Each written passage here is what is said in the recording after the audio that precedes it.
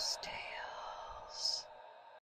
Hey girlies and ghoulies, and welcome to the Girly Ghost Tales podcast. We're your hosts for the evening. I'm Leah. And I'm Amber, and tonight we're sharing stories about signs and messages from beyond the grave.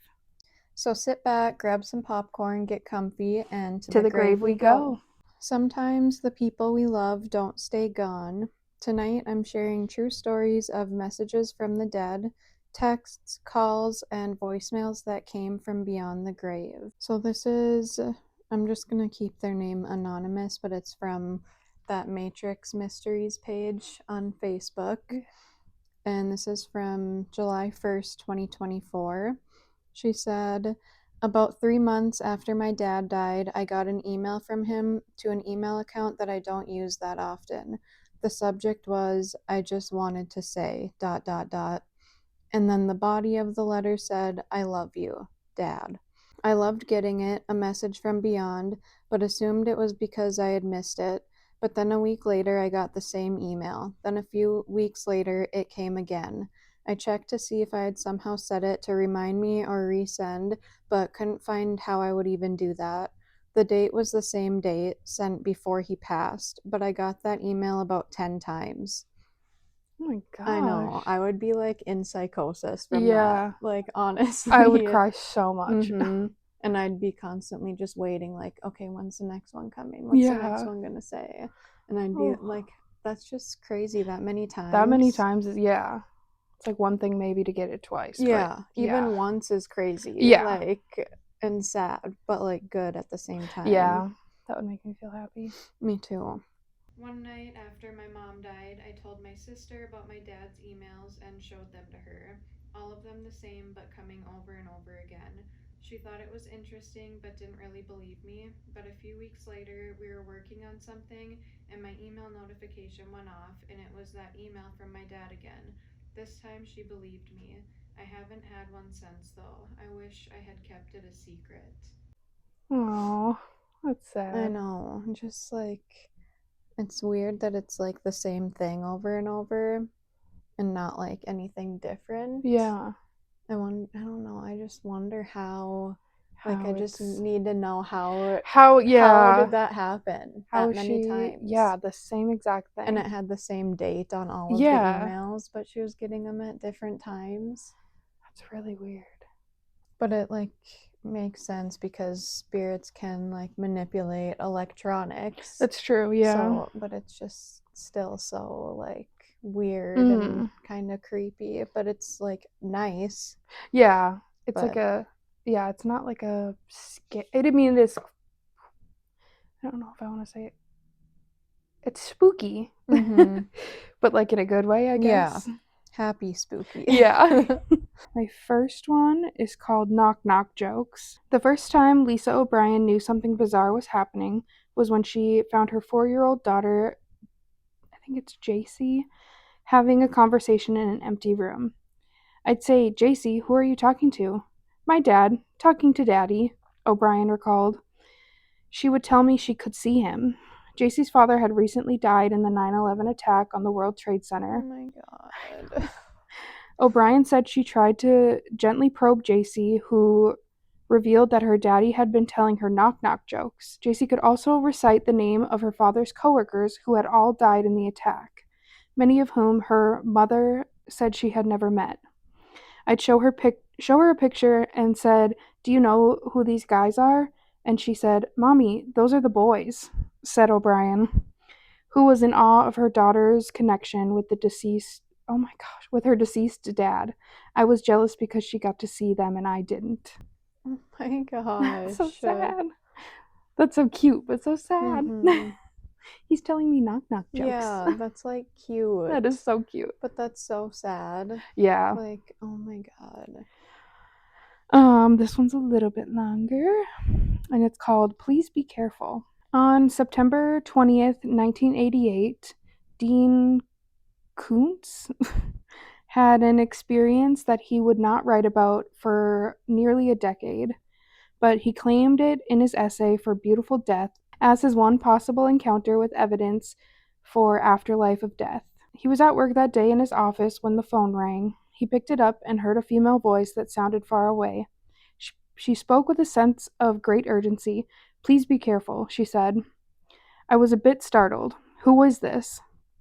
He received no response. The woman repeated the warning 3 more times, and each time she said it, her voice became more distant. When the line fell silent, Dean sat there listening for a while, uncertain what to make of it. The voice had sounded eerily like his mother's, but she had been dead for nearly 2 decades.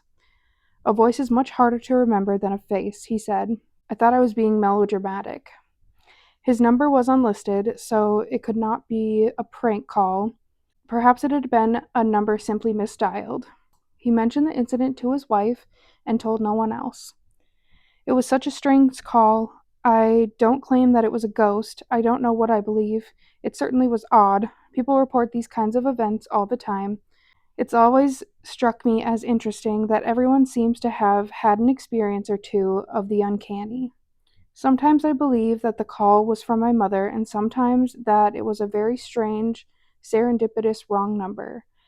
I think you always have to keep some skepticism about things like this, but it's comforting to think that there may be a realm where the personality survives." 2 days after this call, Dean went to visit his father at a facility where he lived.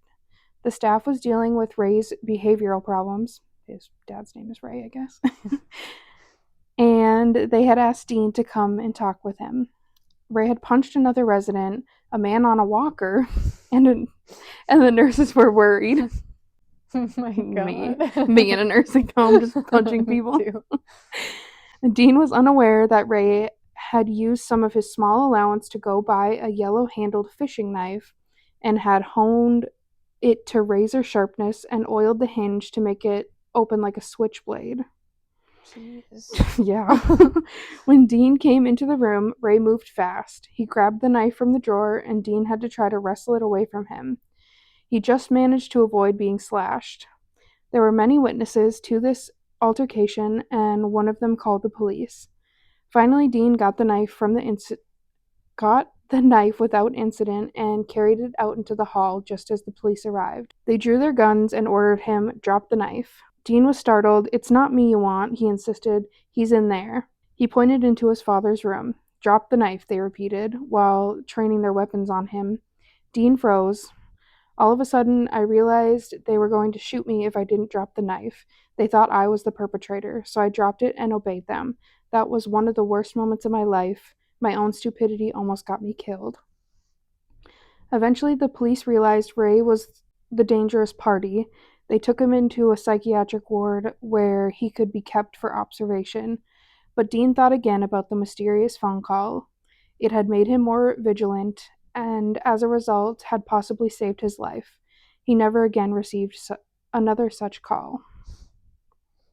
That's so crazy. Mm-hmm. I don't know if I'd make that connection, though. I know.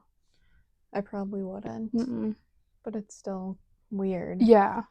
And, like, I don't feel like it was random. No. Especially if he thinks it sounded like his mom. Mm-hmm.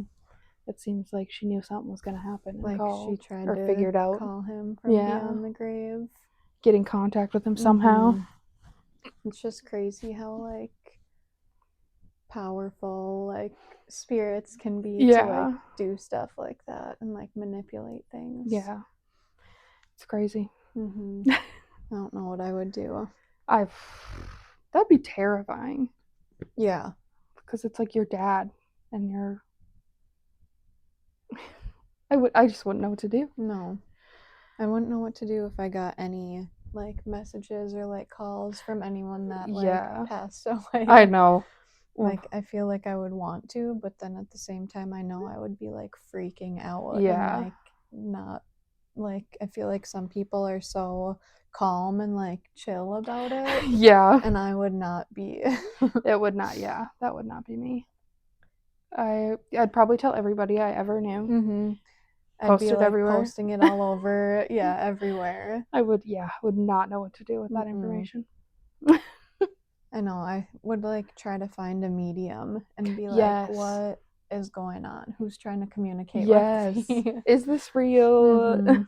What's happening? Island medium. Yeah. What is her name? Like Teresa? Teresa Caputo. Yes. I'd be calling her. Oh. You'll be on TikTok. This message is for Teresa. If you're not Teresa, keep scrolling. Okay, this is a story about someone who's getting messages from his dead girlfriend. Oh. The title is My Dead Girlfriend Keeps Messaging Me on Facebook. I've got the screenshots. I don't know what to do. Tonight's kind of a catalyst for this post. I just received another message and it's worse than any of the others. My girlfriend died on the 7th of August, 2012. She was involved in a 3-car collision driving home from work when someone ran a red light. She passed away within minutes on the scene. We had been dating for 5 years at that point. She wasn't big on the idea of marriage. It felt archaic, she said, gave her a weird vibe. But if she had been, I would have married her within 3 months of our relationship. She was vibrant, the kind of girl that would choose dare every time. She was happiest when camping, but a total technophile, too. She always smelled like cinnamon. That being said, she wasn't perfect. She always said something along the lines of, if I cark it first, don't just say good things about me. I've never liked that. If you don't pay me out, you're doing me a disservice. I've got so many flaws, and that's just a part of me. So this is for M. The music she said she liked and the music she actually liked were very different. Her idea of affection was a side hug. She had really long toes like a chimpanzee. I know that's tangential, but I don't feel right discussing her without you having an idea of what she was like. On to the meat. M had been dead for approaching 13 months when she first messaged me. September 4th, 2013. This is when it began. I had left Emily's Facebook account activated so I could send her the occasional message, post on her wall, go through her albums. It felt too final and too un-Emily to memorialize it. I share access with her mother, Susan, meaning her mother has her login and password and has spent a total of approximately 3 minutes on the website or on any computer total. After a little confusion, I assumed it was her. November 16th, 2013. I had received confirmation from Susan that she hadn't logged into M's Facebook since the week of her death. M knew a lot of people, so I instantly assumed this was one of her more tech-savvy friends fucking with me in the worst possible way. I noticed pretty much immediately that whoever was chatting with me was recycling old messages from M and my's shared chat history. The wheels on the bus comment was from when we were discussing songs to play on a road trip that never eventuated. Hello happened a million times. Around February 2014, Emily started tagging herself in my photos. I would get notifications for them, but the tag would generally always be removed by the time I got to it. The first time I actually caught one, it felt like someone had punched me in the gut. She would tag herself in spaces where it was plausible for her to be or where she would usually hang out. I've got screenshots of 2 from April and June. These are the only ones I've caught, so they're a little out of the timeline I'm trying to write out. So this one is from the April one that he caught. So that's just a photo of him. Ooh. That's where you can see it says like tagged by Emily. So she tagged herself like behind him Look at basically. those lights back there. It looks like a little Oh, face. it does. Yeah, so that one, yeah, it's just of him, and then she tagged herself like if she was standing next to him or behind him. Oh. And then this is the one from June. So it's just him on the couch, tagged herself right next to him on the couch. And you can see again it says like tagged by Emily, and then he blocked out like her last name. What That the heck? would literally, like, I had like chills when I was reading That that. would freak me out. Yeah, like that's so creepy though, Yeah. too. Like I feel like it's not her. Yeah. It seems. Yeah. And it's just creepier that it's like pictures of him alone and it's like, "Oh, I'm behind you." Yeah. I would freak out. I'd be scared to be alone. Yeah, me too. And I would like probably deactivate my Facebook. Same. But I don't know if I would or not. I feel like I would almost memorialize her Facebook at that point and just be like, okay. But also, like, I don't know, I'm thinking about if that was me, like, he might be just, like, desperate for, like, Yeah. to try to, like, talk to her, and, like, I feel like that's how I would be. Like, if Jake died, I'd be like, I want more messages to, like, come through, so I might just, like, keep waiting and see. But that's just creepy. Oh, I could literally cry thinking about Matt dying. I know. I'm, like, getting emotional over I here know. now. Oh. Around this period of time, I stopped being able to sleep. I was too angry to sleep. She would tag herself in random photos every couple of weeks. The friends who noticed and said something thought it was a fucked up bug. I found out recently that there have been friends who have noticed and didn't say anything. Some of them have removed me from their Facebook friend list. Oh. At this point, some of you may be wondering why I didn't just kill my Facebook profile. I wish I had. I did for a little while. On days when I can't get out there, though, it's nice having my friends available to chat. It's nice visiting M's page when the little green circle isn't next to her name. I was already socially reclusive when M was alive. Her death turned me into something pretty close to a hermit, and Facebook and MMOs were and are my only real social outlets. So on March 15th, I sent what I assumed was M's hacker a message. So he said, "Why are you doing this? Why do you keep tagging her?" On March 25th, I received an answer. And so it's Emily saying, "Hello, hello, hello, hello." And then he replies, "This is actually devastating. I don't know why you enjoy doing this." Emily replied, "OMG, cinnamon scented candles." And he said, "Go to hell."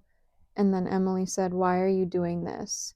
So remember when he said she always smelled like cinnamon? Yeah. 16th of April, I received this. Emily said, "We should make our own jam. No chance of passing, no chance of passing. How many? Garage side door, side, no chance of passing." 29th of April, baked beans on toast. I don't know. I just said, "Yo, ask Nathan. Nathan, Nathan, Nathan." Nathan said, "I don't know what's happening. I don't know how you're still doing this. Please stop." Emily, "Please stop. I don't know what's happening. Nathan, I don't know what's happening." So it's like mocking him. Yeah. 8th of May, I don't really have the words for this. Emily said, I, -12, -15. My jumper's in the dryer and it's really cold out. Really cold out. Cold, cold. Nathan, please stop. Cold. Freezing. I don't know what's happening. They must be British. Oh my god, that scared the shit out of me. They must be British. Jumper, beans on toast.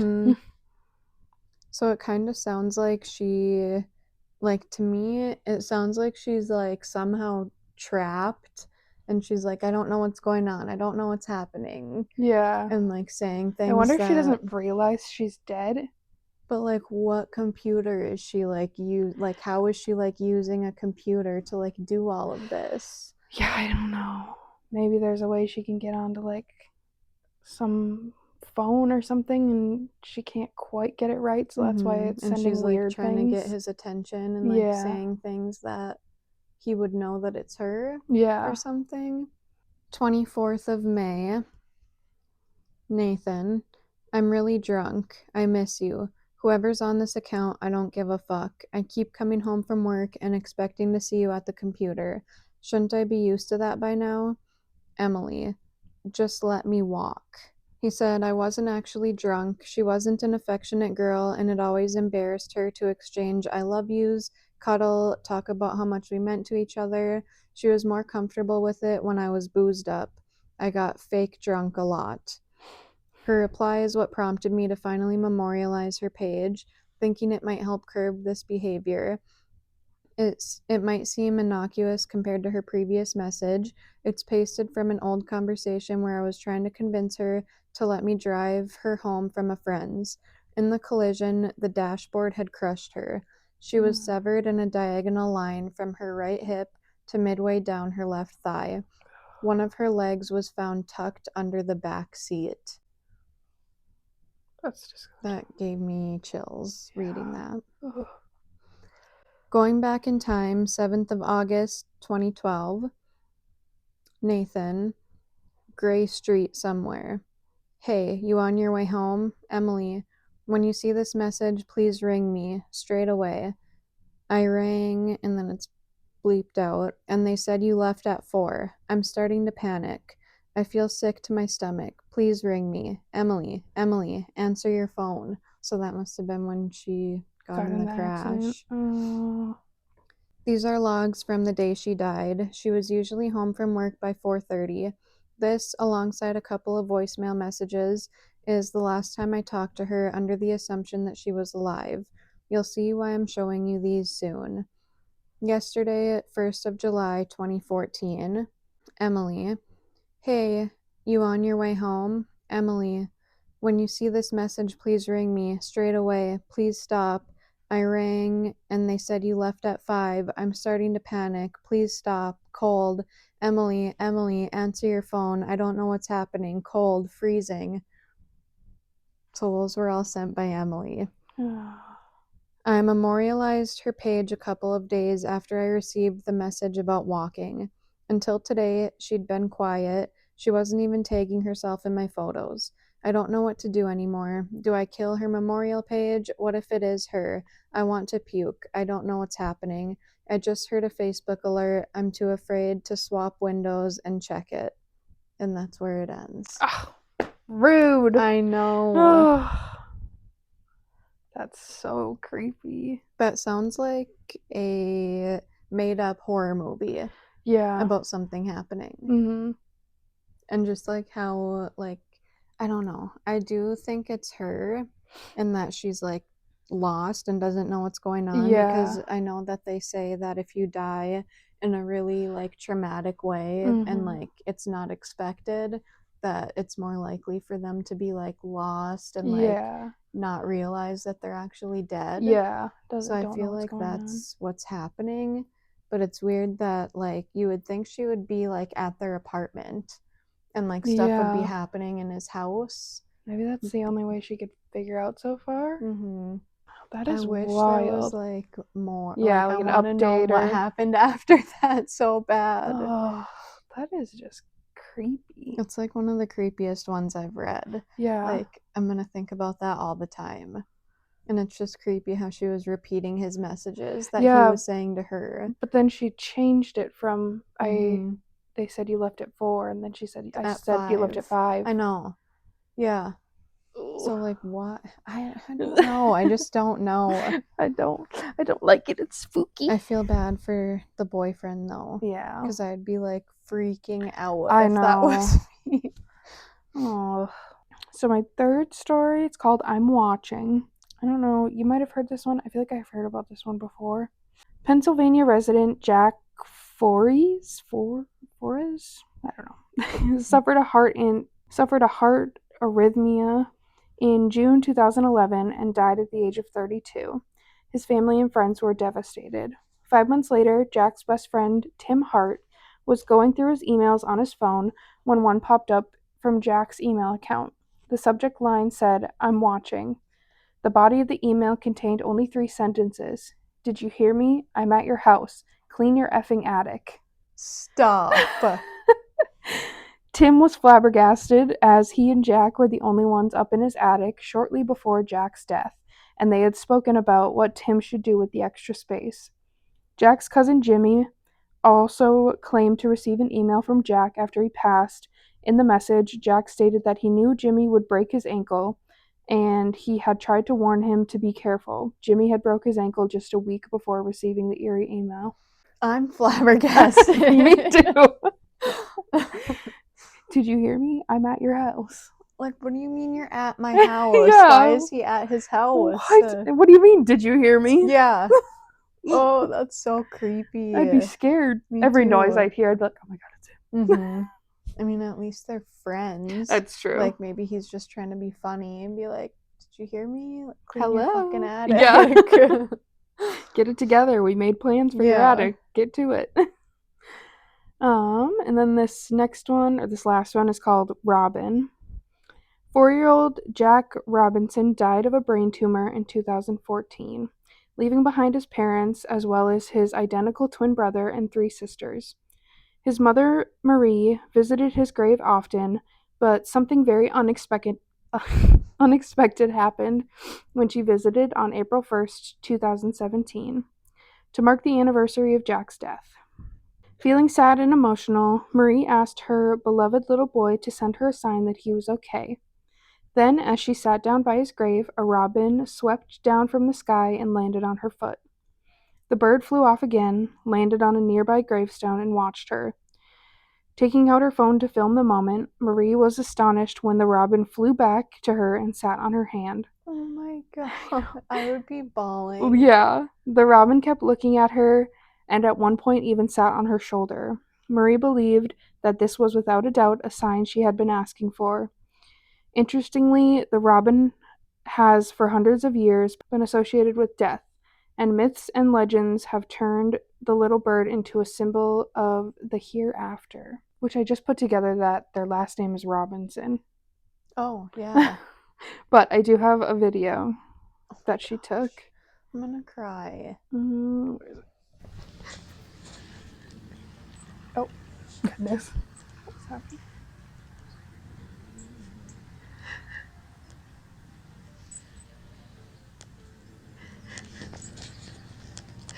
Come on then. Come on then. Hello. Oh You're my beautiful. god, stop. That's That so is sweet. him. So sweet. That is him sending her a sign. Yeah. Oh. You're looking after him. I have chills. And then she says, "You're looking after him," or Oh "Are you my looking after him?" god. A It's little so cute. 4-year-old. I know, it's That's so sad. sad. And then he had a twin brother. Yeah. Ugh. That is so sad.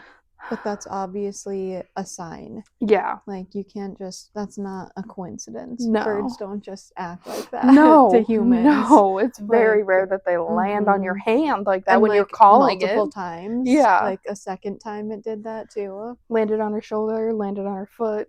I would be like a mess Yeah. for like weeks. Literally. But that's so like cute though. I know. Mm. Excuse. He's looking at me with his eyes. They're turned I towards know. me. I feel like he's looking at me with this one. It looks like he's like this. Yes. Oh my gosh. He's watching both of us. Last night when we were putting up those lights, so my front door, there's like a glass piece and then like the actual door. And I had the actual door open and I was going back outside from the inside. And I turned around the like corner to go to the door and I saw my reflection in the doorway and it scared the hell out of me. I was like, oh my god. Oh, That's funny. it was a mess. So this is another one from the Matrix Mysteries page from July 8th, 2024. A few weeks after my best friend passed away, I was out to lunch with another friend. We were chatting about how much we loved our past friend. My phone beeped and I received a message from no number that said, "I love you too."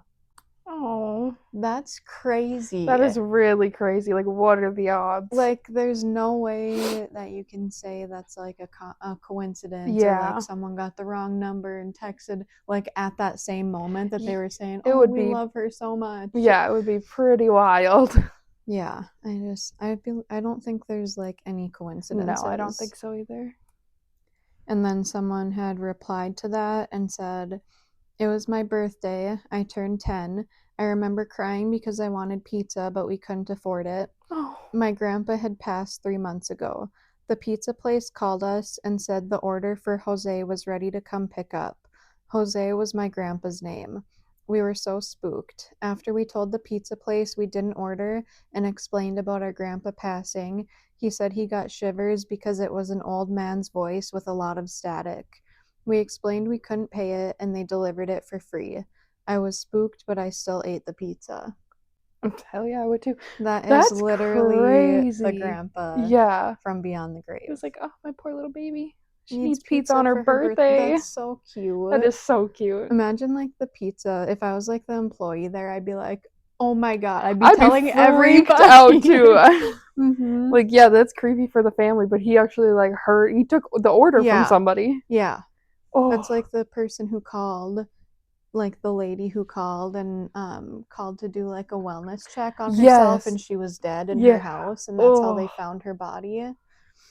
that's That's crazy. Oh, it's so cool. I love it, but it's scary. Mm-hmm. And then another one from that page a year ago said, just 2 weeks ago, my brother in law was killed in a car accident 200 miles from home. My sister, his wife, was driving to the spot where he died, and she said she was upset that nobody had come with her. A few seconds later, she got a text notification that said, Michelle, you're not alone. When she stopped and clicked on the notification, the message wasn't there. That's spooky, Mm-hmm. but also so nice at the same time. It's him being Yeah, like, I'm here. you're not alone. This one is also, so the other three short ones were from a year ago. But she said, about 10 years ago, after my birthday night out, I'm on Facebook saying thanks for the birthday wishes. It's around 4 a.m., and I posted a status saying something along the lines of, I'm wide awake and no one is about. A few seconds after, I had an inbox message from my brother, which was a copy of my status. My brother had passed 2 years before. Oh, that's weird. Like, so does that mean he's just like always like watching and like Yeah, seeing what is being posted? just being a classic brother and just like Or making fun of he, her. yeah, or he just like intuitively was like, oh, I should go see what my sister's doing on her Her birthday. birthday. Yeah. Yeah, I don't know. Either way, like all of these are so crazy. Like I Yeah. feel like they're fake, but like I believe them, but I'm Yes. like, how can this be real? When my mom passed away, my mom called me to tell me she passed. When I answered the phone, I heard, "Hello, Lisa," and it was my mom's voice, and I said, "Mom, Mom," and then she started talking to me, telling me that she passed. I thought I heard you wrong for a second when you said when my mom passed, my mom called to tell me I was like, wait, did she read that wrong or did I hear that wrong? That's crazy. Yeah, I haven't heard one like that before until No. now. That's sad Oh, and that is creepy, sad. though. And then this girl said, I had this happen. I was 15 years old at the time. I was talking to my passed on person late one night. My counselor told me to express my grief and get it all out, and I said, I love you out loud. An old doll in my closet that I hadn't seen in years said, I love you right back. The freaky part is the doll needed to be pressed 3 times before it said anything. Oh, that's going to be you. Literally. Oh, That would freak me that out though. I'd be like, I don't care if you're my loved one. This doll's No. out of here. Yeah. And then this last one is a little longer. It's titled Help, I'm Receiving Text Messages from Dead People. My new phone works great, no problems there. Holding it, feeling its limitless possibilities within my fingertips is simply sublime. You know the feeling, right? That new phone feeling. It'd be the envy of my friends if I had any. Oh. Keeping keeping my old phone as a backup was a terrible mistake. Both my parents died last year. It was tragic. A couple months later, my best and only friend David dropped dead while jogging, heart attack. He was 36 and strong as an ox. I became numb. Buying a shiny new phone seemed a healthy distraction from the drudgeries of everyday life. I spent day and night setting it up, discovering its seemingly limitless possibilities. For the first time in years, it felt good to be alive. Life was getting back to normal until my old phone started receiving text messages from the dead. My old phone lit up suddenly. Message arrived. That's impossible. The SIM card was removed, the phone was disengaged, yet, like a ghost in a graveyard, my father's number appeared. I read his text out loud. I wished I hadn't. See you soon, Danny boy. Oh, And that would. it's in all capital letters too. So all the messages that he's getting this whole story, all of the text that he receives are all capitalized and they're spelt with, so it's like CU, like the letter C and then Oh. U. The room chilled, drops of ice dripped down my spine. My father never used his cell phone even when he was alive. This was literally his first text, and he's dead. My fingers quivered across the screen, searching for a response that never came. Must be a scam, I said, shaking my head in bewilderment. The phone returned to the junk drawer, and I went about my Sunday business. Except my mind kept returning to the phone. Clearly it was hacked. Someone was phishing me. But how? If only David was here, he would know what to do. I was flooded with grief. My family was gone. I was all alone. Yes, I had some work friends, but outside of work, they were merely acquaintances. Ding! My heart fell to the floor, my mouth desert dry. Message arrived. I read the message, expecting my deceased father to be announcing his arrival. Except that's not what happened. Still, his message shocked me to the core. You are dead. Oh. Those words danced like daggers around my brain. Reality shattered, paranoia nestled in nicely. A sickly feeling was stirring in the pit of my stomach. I was shaking profusely. Reluctantly, I dropped the phone and retreated to the basement where I binge watched Peaky Blinders and drank copious amounts of alcohol. Now, I know what you're thinking. Why didn't I throw out the stupid phone? And that's a fair question, but logic rarely arrives under duress. I've cherished that old phone for years. Letting go wasn't easy. Besides, texts from dead people are creepy, but they can't hurt me, right? Friday arrived like a bad habit. The hectic work week stole most of my attention. There was little to no time left worrying about haunted text messages from my dead father. I tried my best to ignore it. The following Sunday left me fatally exhausted and unprepared for what would come next. Ding, ding, ding. I could hear the phone buzzing from the basement, which was odd since it was on silent mode. Not only that, but its batteries were as dead as my parents'. There's no way that a phone should be receiving text messages, SIM card or no SIM card. Like a soon to be dead person in a horror flick marching toward their inevitable demise, I crept across the creaking floors toward the junk drawer and retrieved the wretched old phone.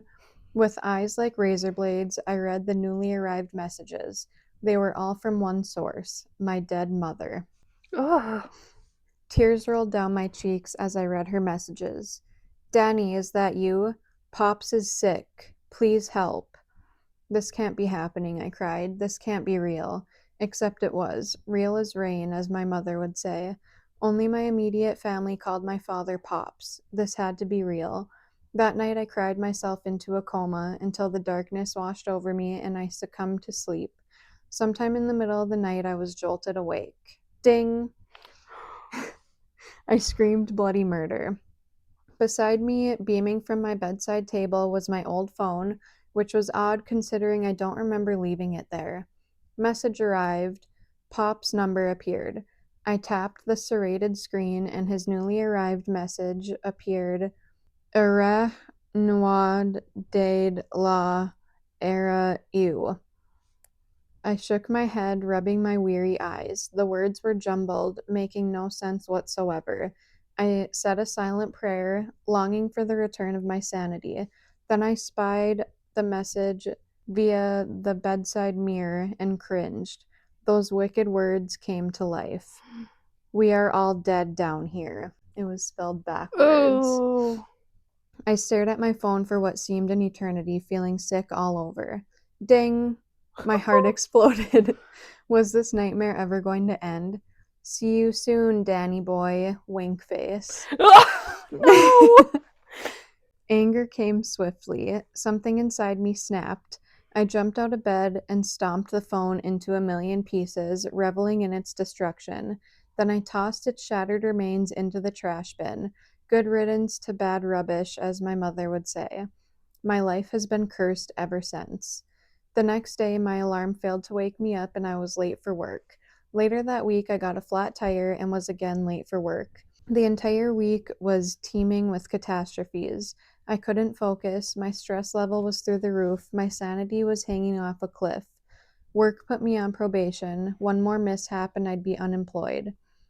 Sunday was a me day, a day of relaxation, beer and baseball, pizza and chicken wings, just like old times. The beer was refreshing and went down easy. The couch was a reliable friend and welcomed me with seated cushions. Better yet, the Blue Jays were whooping the Yanks into oblivion. Things were looking up for the first time in weeks. Then came a knock at the door. I live in a remote suburban neighborhood with a no soliciting sign parked out front. Nobody comes to the door, not since my loved ones passed away. Knock, knock, knock. Hold your frickin' horses, I shouted, loud enough to be heard. That's so me. Me too. As I inched toward the door, my legs felt like weighted stones, dragging me into the depths of hell. Something bad was lurking outside my front door. I just knew it. Knock, knock, knock.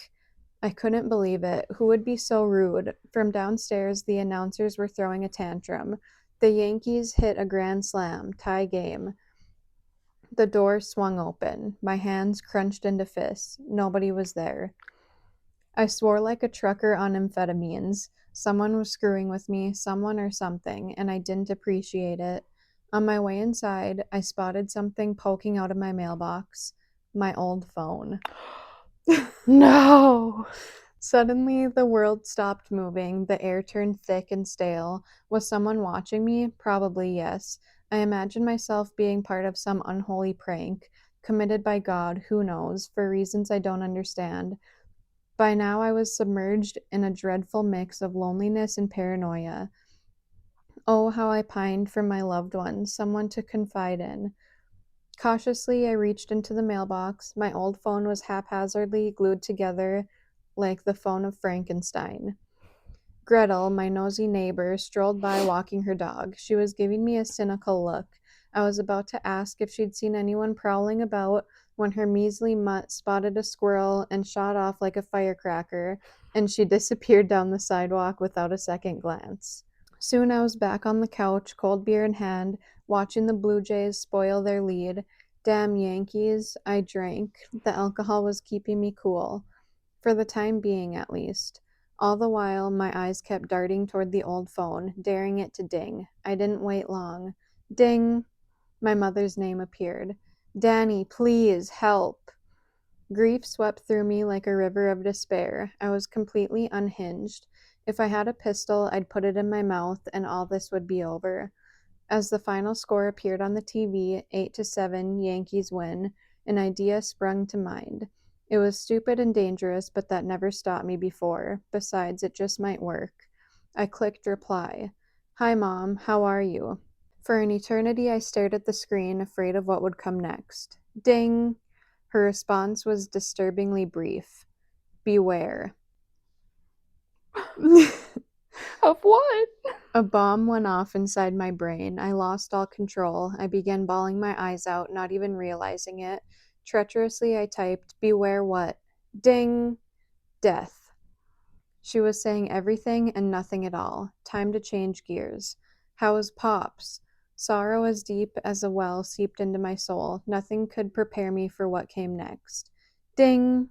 It's not every day your dead mother sends warnings from beyond the grave, but I was skeptical. My parents died in a horrific car crash while I was driving. Although I left the scene unscathed, my parents perished. Watching my father's head roll onto the snow-crusted highway, only to be run over by a transport truck, still haunts my dreams. I can't rid myself of that awful image no matter how hard I try. My mother died next to me, blood leaking from every orifice of her battered body. And how did he come out unscathed? Is crazy. And like how sad and That's like how so, bad does he yeah. feel? Like reading about the head literally like gave me like full like chills. Pops is mad at you. With shaky movements, I quickly responded, Tell Pops I'm sorry. All night I waited for her response. Eventually, after finishing off 2 6-packs of Coors Banquet, I slept only to have my bazaar of broken dreams come grinding to a halt sometime in the dead of night. Ding! Wearily, I crawled toward the old phone, whimpering like a dirty dog. Join us. I feel like it's not his parents. No. Like, Yeah. even though that happened, like, I feel like the dad wouldn't be mad at him and the mom wouldn't be No. like, see you soon with like winky Yeah. faces. My mother's maligned message put me over the edge. 2 words that stole my breath, shaking the very foundations of my soul. I wanted to weep, but the river of tears was dry. I wanted to smash the disconsolate device into a million pieces, but I'd already done that. I was at a crossroads. Oh, how I longed for David. He'd know what to do. Then why don't you call him? My heart stopped. Where did that voice come from? Maybe it came from me, or maybe my house was haunted. This would certainly explain a lot. Either way, the voice was right, and I knew it. Using the battered old phone, I called David, not sure what, if anything, would happen. It went straight to his voicemail. I leaned in, not wanting to miss a word. I can't come to the phone right now, David said somberly. I'm dead, Danny. If that's you, hang pictures of your parents around the house and give them offerings. You must make offerings to the dead, once a day. Click. What the David's voice lingered long in my mind's eye. Offerings of what? Ding! David's follow up text appeared without words, just emojis of food and drink, hearts and flowers. Too scared to reply, I said a silent prayer, thanking him. Then I retrieved a box of family photos from the storage bin in the garage and placed them strategically throughout my home, putting one in each room. These were my mother's pictures. She'd kept every photograph, test, trophy, you name it, from my childhood. The following week was spent collecting food and flowers for my offerings. I left them close to their respected pictures each night before bed. I even left some for David, whom I owed a lifetime of gratitude. It worked. Unfortunately, my laziness knows no bounds. It wasn't long before my offerings became less frequent. Days turned into weeks, weeks turned into months. My dead parents were not impressed. My dead mother's latest text arrived like a bad dream. Join us, Danny. You are already dead. I've stopped fighting her. Maybe she's right. Maybe I am dead. Maybe I died in the accident after all. What exactly is death, anyway? Does anyone know? Asking for a friend. Surely I'm not the only person receiving messages from dead loved ones. Anyone out there with similar experiences? I'd like to hear them. We can swap stories. The dead are relentless in their quest at being heard. I've learned this, and they will stop at nothing to get what they want. And what do they want, you ask? To be heard, and for us to join them in the great beyond. So I keep my old phone with me at all times. My dead parents told me to, and I'm afraid of disobeying them. What will become of that insidious device? Only time will tell. Or should I say, only time will text. That's why I feel like it's not his parents. That Like, why would your parents be like, why?